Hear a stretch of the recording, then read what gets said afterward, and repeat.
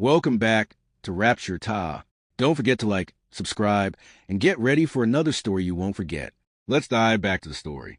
The waves shimmered under the amber glow of the evening sun as Leah Morgan adjusted her silk dress and smiled at her husband, Ryan Cole.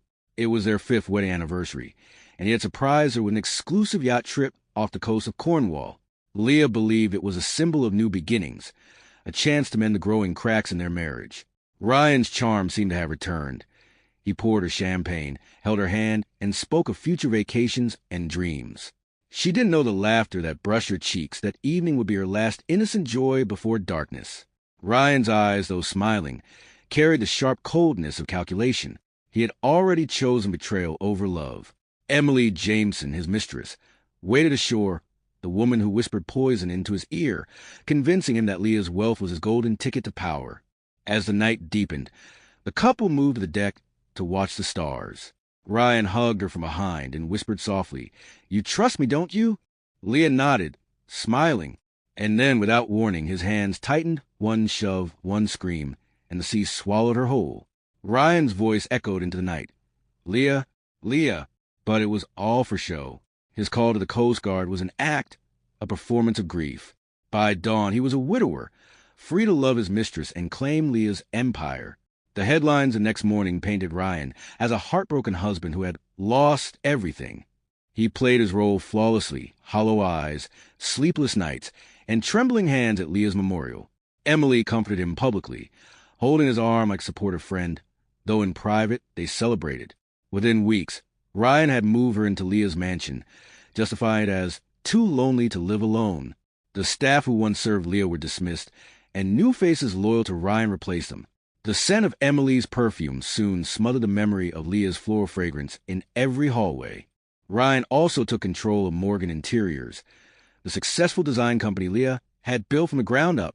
He manipulated the board with false paperwork and a falsified death certificate, claiming full ownership. Money flowed like wine, and power became his addiction. Yet, every night when the sea wind brushed through the open windows, Ryan would jolt awake, haunted by a single memory: Leah's hand reaching out a wave for help. Emily would calm him, whispering that ghosts don't swim. But deep down, Ryan knew he hadn't buried guilt. He had only delayed it. Far from the glamour of London, a storm raged that same night. 2 Cornish fishermen, brothers named Caleb and Thomas, discovered a body washed ashore near the cliffs. She was barely breathing, her pulse faint, her face bloodied from the rocks. They carried her to the home of Mama Erin, a reclusive healer known in the fishing community for her remedies and kindness. For days, Leah drifted between life and death. When she finally opened her eyes, she didn't remember her name, her home, or the man who betrayed her. Mama Erin called her Ariana, after a word meaning rebirth. Ariana's first months were filled with confusion and nightmares. She often dreamed of drowning, of a man's voice shouting her name, and of a woman's laughter echoing through the sea mist. Despite her amnesia, she had an innate elegance and strength that made the villagers respect her. One day, Mama Erin revealed a hidden truth. Ariana had been pregnant when she was rescued. While she was unconscious, she gave birth to a baby boy. To protect him, Mama Erin entrusted the child, named Elliot, to a distant cousin in a nearby town. That revelation broke Ariana's heart. She didn't know her past, yet she knew she had something precious to live for. Months turned into years. Ariana, once Leah, rebuilt herself piece by piece. She helped the villagers design fishing nets, rebuilt boats, and learned to create handmade crafts. Beneath the simplicity, she rediscovered a sharpness, a natural leadership, and a fire she couldn't explain. The nightmares returned less often, replaced by visions of glass towers and city lights she somehow knew. Mama Erin watched her with quiet pride, knowing the sea had not drowned her, it had rebirthed her. One stormy night, Ariana dreamed vividly, a silver watch engraved with my Leah, the name echoing in her mind like thunder. When she woke, her chest burned. The fragments of her old life began returning. The mansion, the smile of a deceitful man, and the cold push that sent her into darkness. The memories struck her like lightning. She wasn't Ariana. She was Leah Morgan, the woman Ryan Cole thought he had killed. Mama Erin watched as she trembled, realizing that her new name had become her shield. Leah vowed to never let her enemies see her weakness again. The sea had taken her once. Now, She would rise from it as her own storm. 3 years after her death, Leah stood at the train station dressed in an elegant navy trench coat and dark shades. She was no longer the naive wife who trusted love more than instinct. Her reflection in the glass showed a woman reborn, refined, mysterious, untouchable. Under her new identity as Ariana Cole, she returned to London with a single goal: justice. She rented a penthouse near Kensington, contacted old business acquaintances using her new alias, and re-entered the corporate scene with precision. Her first move was strategic. She joined Cole and Partners Consultancy, the same firm handling Ryan's company finances. There, she met Jonathan Blake, a quiet yet perceptive financial analyst who had once been Ryan's best friend. Jonathan had always suspected Ryan's involvement in Leah's disappearance, but with no evidence, he remained silent.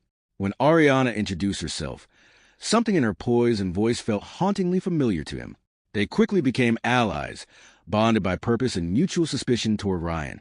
The first domino of revenge had been set in motion, quietly, elegantly, and dangerously. Meanwhile, Emily Jameson lived like a queen in Leah's stolen empire. The mansion sparkled with new decor. Her photos replaced Leah's everywhere, and she hosted lavish parties under the guise of philanthropy. But behind the glamour, cracks began to show. Ryan's affection had cooled. He was often distant, paranoid, and obsessed with business losses. Emily's charm had once thrilled him, but now her vanity irritated him. She wanted love and security. He wanted control and silence. When Ryan began receiving anonymous messages about financial discrepancies, he snapped. "Who's leaking my data?" he yelled one night, hurling a glass at the wall. Emily swore she knew nothing, but her fear grew. Rumors spread across London's business circles that Morgan Interiors was under audit for fraud. Emily tried to calm Ryan with affection, but it failed. The ghost of Leah, or what she represented, seemed to stalk their lives. Even the staff whispered that strange flowers, Leah's favorite lilies, appeared mysteriously in vases each morning. Neither Ryan nor Emily knew that Ariana Cole had already planted herself deep inside their world. Ariana's collaboration with Jonathan deepened. Together, they began tracing Ryan's hidden accounts, shell companies, and fraudulent transactions. Every file revealed another betrayal, not just against Leah, but against dozens of investors. Jonathan couldn't hide his disgust. "He's destroyed everything you built," he murmured, unaware that the woman beside him was Leah. Ariana merely replied, "People like him never build, they only steal." Their partnership evolved into quiet trust and subtle affection. Through Jonathan's help, Ariana anonymously leaked evidence to journalists and board members, causing quiet panic within Ryan's empire. Meanwhile, she began attending elite business events, where Ryan's firm occasionally appeared. Their paths nearly crossed once at a gala, but she slipped away just before his eyes found her. "Strange," Ryan muttered. That woman looked familiar. That flicker of recognition unsettled him, but he dismissed it as paranoia. Ariana smiled from a distance. Her time hadn't come yet, but the tension was delicious. Ryan's perfect image began to crumble publicly. Investors pulled out, and the board questioned his leadership. Emily's fear turned to frustration. She couldn't understand why their luck had reversed so suddenly. "Ever since we took over this company, things have gone wrong," she screamed one night. Ryan's reply was cold. "You wanted this life, Emily. Now live with it." Their relationship decayed into daily shouting matches. Meanwhile, Ariana visited the small town where Elliot, her son, had been raised. The child, now 3, had her smile and eyes and her strength. From a distance, she watched him play in the garden, her heart breaking as she resisted the urge to run and hold him. Mama Erin's cousin reassured her that he was safe. "When your mission is done," the woman said softly, "you'll come back for him." Leah nodded, tears hidden behind dark sunglasses. The sea hadn't only given her pain, it had given her purpose. She would finish this war and reclaim her child. For the first time since Leah's death, Ryan began to lose control of his mind. Anonymous letters arrived at his mansion, each one signed L. The letters contained exact phrases he once told Leah, "You trust me, don't you?" Emily found him pacing one night, trembling. "She's gone, Ryan." Emily shouted, "You made sure of it." He stared at her coldly. "Did I?" That single question fractured their false comfort. In his desperation, Ryan visited the cliffs where Leah had fallen, perhaps hoping to find closure. The sea roared back at him, mocking his guilt. As he stood there, a woman in a navy coat watched him from afar, silent, composed, alive. Ariana whispered, "Not yet." The man who would push her would soon drown in his own deceit, but she wanted him to feel every inch of the fear he once gave her. Jonathan finally uncovered the missing link. Falsified company documents proving Ryan had transferred Leah's shares days before her disappearance. The proof was undeniable. When he presented the files to Ariana, she smiled with a calmness that chilled him. "Now the board will listen," she said, "and he will know what true loss feels like." Jonathan stared at her with newfound understanding. "You're not just a consultant, are you?" Ariana met his gaze, eyes glistening with restrained emotion. "No, I'm his unfinished business." As the investigation deepened, Ryan's empire collapsed. Major media outlets broke the scandal. Cole under investigation for fraud and embezzlement. The story dominated the headlines. Ryan's arrogance turned to panic. Emily began to distance herself publicly. But just when he thought the storm couldn't worsen, a letter arrived at his office, unmarked, perfumed faintly with lilies. It read simply, "You took everything from me, Ryan. Now I've come to take it back." His hands trembled as he whispered her name, "Leah." Ryan's world spiraled into chaos. Every phone call felt like a threat. Every shadow looked like her. When his secretary announced a new private consultant joining his case team, Ariana Cole, his instinct screamed danger, though he couldn't place why. The moment she walked into his office, Ryan froze. Her voice, her posture, her scent, hauntingly familiar. Ariana extended her hand with a polite smile. "Mr. Cole, I've been assigned to assess your corporate restructuring." Ryan forced a grin, shaking her hand, but his heart pounded wildly. That night, he couldn't sleep. He stared at an old photograph of Leah on her anniversary, her eyes soft, trusting. Ariana's eyes had the same calm intensity, the same subtle arch of the brow. "It can't be," he muttered. But deep down, something inside him knew the impossible had happened. Emily noticed his trembling and snapped, "You're obsessed with your dead wife." "She's gone, Ryan." He turned slowly and said in a whisper that made her shiver, "Then why does she keep coming back?" Leah, now Ariana, watched Ryan crumble, piece by piece. Her presence was her weapon. She didn't need to shout. She only needed to stand where he could see her and smile. Her calm unnerved him. During board meetings, she spoke confidently, correcting his lies with facts he couldn't explain. When he demanded to know how she knew so much about the company's private archives, she simply replied, "I'm thorough." Behind the scenes, Jonathan continued feeding her information, ensuring every false deal Ryan made surface in public. Meanwhile, Emily's desperation grew. She began visiting psychics, convinced Leah's spirit haunted their home. The staff whispered that the lights flickered whenever Leah's portrait, which Emily had once thrown out, mysteriously reappeared in the hall. Emily confronted Ryan, screaming, "You said she was gone. You promised me." Ryan's silence said everything. The guilt that once slept inside him had awakened. Ariana smiled from her corner office as her enemies tore each other apart, unaware that their destroyer stood among them. Jonathan couldn't contain his curiosity anymore. Late one night, after helping Ariana review a batch of confidential documents, he asked softly, "Who are you, really?" For a long moment, she said nothing, only staring at the window where rain streaked like tears. Then she turned and whispered, "You once knew me, but the sea decided I needed a new name." Jonathan's eyes widened as realization struck. "Leah." She nodded slowly, tears glistening but controlled. Jonathan was stunned. "Ryan thinks you're dead." "That's the point," she replied coldly.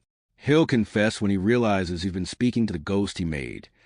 Jonathan promised his loyalty, vowing to protect her and her son.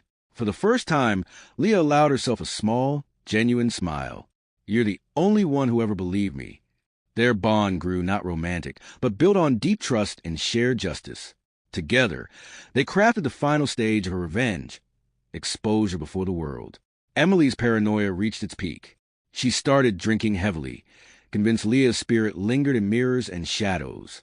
She began following Ryan to work, tracking his every move, and discovered Ariana's existence. Bursting into his office one afternoon, Emily screamed, "Who is she?" Ryan yelled for her to leave, but Ariana remained calm, watching the mistress unravel. When Emily caught Ariana's eyes, she froze, Recognition flickered, confusion mixing with dread. "No," she whispered, stepping back. You look like your conscience," Ariana interrupted softly. Emily fled, her mascara running, muttering Leah's name. The board members witnessed the breakdown, rumors spreading like wildfire. Within days, Emily packed her bags and vanished, leaving Ryan alone to face mounting investigations and leaked documents. The tabloids soon published photos of Emily in rehab, exposing her affair and her role in the financial fraud. Leah's silent vengeance had claimed its first public casualty. Ryan tried to salvage his reputation with a press conference, but the media had already turned on him. As he faced the cameras, journalists bombarded him with questions about missing funds and false statements. Then, amid the flashing lights, a woman in a white suit entered quietly and stood at the back. Ariana. Ryan's voice faltered mid-sentence when he saw her. The room seemed to tilt. She didn't speak. She only smiled, the same smile Leah gave him the night he pushed her. The crowd noticed his reaction, the trembling hands, the sudden sweat, the pale face. "Mr. Cole," one reporter asked, "do you know this woman?" Ryan stammered, I think. But Ariana was already gone. The press pounced on the moment. Headlines the next day screamed, "Ryan Cole haunted by woman resembling dead wife during press event." His empire collapsed completely within hours as shareholders demanded his resignation. The hunter had officially become the hunted. It happened on a rainy night. Ryan returned home to find the mansion dark, except for one candle burning in the living room. On the table sat a small silver watch, the one he had given Leah on their anniversary. His breath caught. From the shadows, Ariana stepped forward, her heels clicking slowly on the marble floor. "You took everything from me," she said softly. "Even the sea didn't want me. Ryan," he stumbled back, shaking. "Leah, you're dead." She smiled faintly. "You'd be surprised what a woman can survive." He fell to his knees, begging. "I'm sorry, Leah. I was desperate." "Emily, stop," she cut him off. "You didn't do it for her. You did it because greed drowned your soul long before the sea could drown me." Tears streamed down his face. "Please don't ruin me." Leah leaned in, her voice low and fierce. "Ruin you? No, Ryan. I'll make sure you live, long enough to watch everything you built crumble." She left him there, trembling and broken, while sirens wailed in the distance. The police were already on their way. The morning was chaos. News vans swarmed the mansion as police escorted Ryan Cole in handcuffs. Charges included attempted murder, corporate fraud, and falsification of legal documents. The entire nation watched the downfall of the man once called London's Golden Executive. As he was led past the flashing cameras, Ryan looked up and saw her standing by a black car, calm, radiant, untouchable. Leah met his eyes and whispered, "Justice." He hung his head, the weight of shame crushing what little pride he had left. Meanwhile, Emily's statement to the police sealed his fate. She confessed that she had helped fake Leah's death certificate and that Ryan had planned the entire murder. The confession spread through every network, confirming what Leah had always known: evil devours itself. As Ryan sat in his cell that night, he found a small envelope waiting on his bed. Inside was a note written in familiar handwriting. "You drowned me once, but I learned to breathe underwater." The truth about Leah Morgan's survival shook the media. When she finally appeared publicly under her real name, it was at a charity gala hosted in her honor. Dressed in a flowing emerald gown, she addressed the crowd with grace and composure. 3 years ago, I was left for dead, but life, like the sea, has a way of returning what's meant to rise. Her words struck every listener with awe. Journalists captured every moment. The return of a woman thought lost forever, now stronger than ever. Jonathan stood quietly among the guests, smiling proudly. He had been her anchor through the storm. After her speech, Leah publicly announced the relaunch of Morgan Interiors, now rebranded as Elliott & Co., named after her son. The applause was thunderous. Leah had turned her pain into power, her betrayal into rebirth. The sea no longer symbolized her fall. It symbolized her rise. Leah visited Ryan one last time in prison. The man before her was no longer the confident executive. He was hollow, defeated. When he saw her, tears welled in his eyes. "I dream about that night every day," he whispered. "The waves," your scream. "I can't escape it." Leah sat calmly across from him. That's not punishment, Ryan. That's justice. She placed a small photo of their wedding on the table. Keep it. It'll remind you what you destroyed. Before leaving, she handed him a sealed envelope. Inside was another note that read, I survived, Ryan. You didn't. As she walked out, Ryan broke down completely, realizing the woman he tried to race had become the very definition of strength. That night, Leah looked up at the stars and smiled. She had finally closed the circle. Months later, Leah stood by the sea again, this time with her son, Elliot, holding her hand. The waves lapped gently against the shore, the same sea that had once nearly claimed her life. Mummy, is this where the bad people live? He asked innocently. Leah knelt down, kissed his forehead, and smiled. No, my love, this is where second chances begin. The wind carried her laughter as sunlight danced across the water. She had found peace not through revenge alone, but through rebirth. Leah founded a women's foundation to help victims of domestic abuse and corporate injustice, mentoring them with the strength her pain had forged.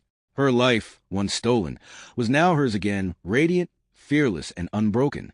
As she and Elliot walked along the shore, a single lily floated toward them, as if the sea itself bowed in respect. Leah smiled softly and whispered, Thank you for giving me back my voice. That's the end of the story. What did you learn about the story? Please leave a like and subscribe to our channel for more interesting stories. Thanks for watching.